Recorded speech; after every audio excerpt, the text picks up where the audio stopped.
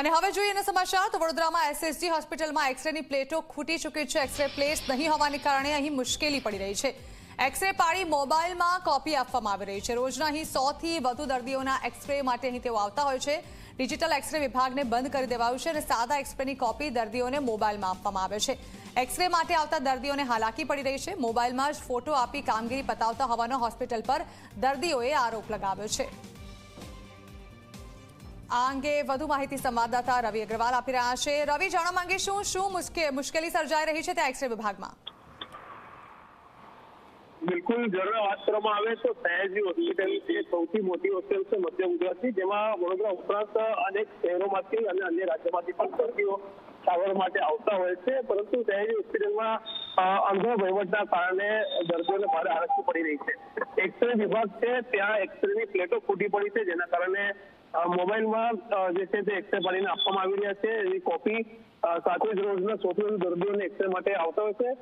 Digital x ray વિભાગને બંધ કરી દેવામાં આવ્યું છે અને સાદા એક્સરે દર્દીઓને પાડીને તેમના મોબાઈલમાં આપવામાં આવતા દર્દીઓને હાલાકી થઈ રહી છે અને દર્દીઓનો આક્ષેપ છે કે જે રીતના સુવિધા તેમને મળવી જોઈએ, એક્સરેની જે તેમને સુવિધા મળવી જોઈએ તે મળી નથી રહી અને તેના કારણે તેમને મુશ્કેલી પડી રહી છે।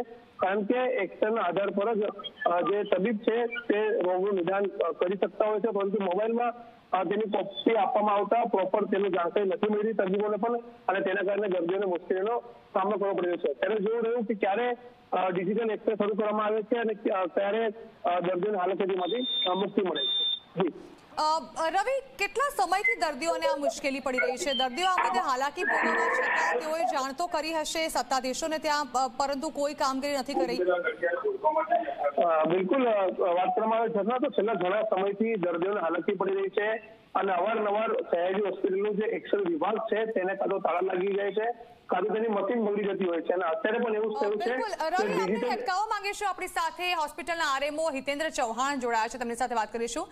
હિતેન્દ્રભાઈ, દર્દીઓનો આક્ષેપ છે ત્યાં એક્સરે પ્લેટ્સ નથી અવેલેબલ, જેને કારણે હવે તમે ડાયરેક્ટ ફોટો પાડીને મોબાઈલમાં મોકલી રહ્યા છો।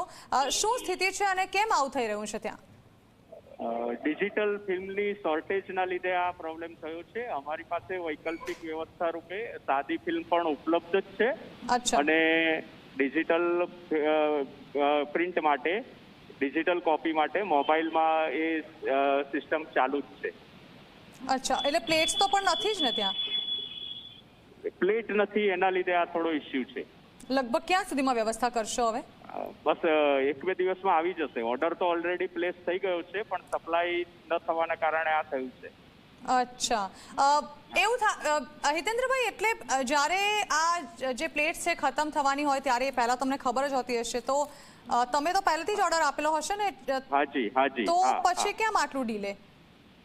એટલે સપ્લાયર દ્વારા ઘણીવાર ટ્રાન્સપોર્ટમાં કે સપ્લાયર દ્વારા લેટ સપ્લાય થવાના લીધે આ પ્રોબ્લેમ થતા હોય છે।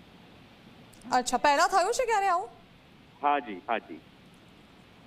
જી, આભાર। તો આરએમઓ હિતેન્દ્રભાઈ ચૌહાણ અમારી સાથે જોડાયા હતા। જો કે તેમનું કહેવું છે કે પ્લેટ જે ખૂટી ગઈ છે તેને મંગાવી તો લેવામાં આવ્યું છે, પરંતુ સપ્લાયર તરફથી આ પ્લેટ જે છે તે હજી સુધી મોકલવામાં નથી આવી રહી, જેને કારણે આ સમસ્યાનો સામનો લોકો કરી રહ્યા છે।